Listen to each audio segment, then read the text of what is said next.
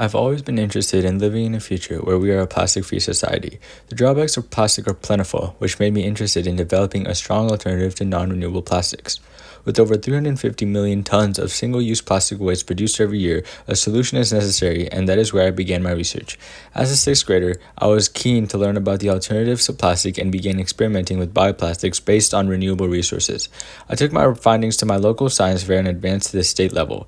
I have continued this research for 5 years and have taken an iteration of my bioplastic research to the science fair each year. Through my research, I have received recognition from the Broadcast Masters, the Audubon Society, the U.S. Navy Marine Corps, the RICO Corporation, and the Lemelson Foundation. Building upon this idea, during my summer trip to India, I wanted to help the plastic pollution problem there by supplying local students from where I grew up with reusable metal water bottles.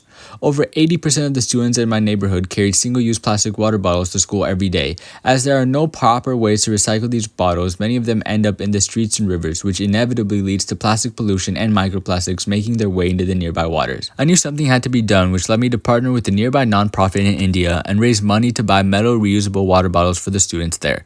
Reusable metal water bottles prevent the waste of single-use plastic, which lines up with the UN's SDGs.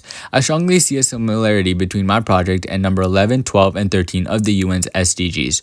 Reducing plastic waste and its effects correlates with sustainable cities and communities, it develops habits of responsible consumption and production, and it pushes toward climate change. When I was in India handing out these water bottles, many students and teachers were moved by my initiative, and one of the schools even called me back and requested that I make a speech at the school.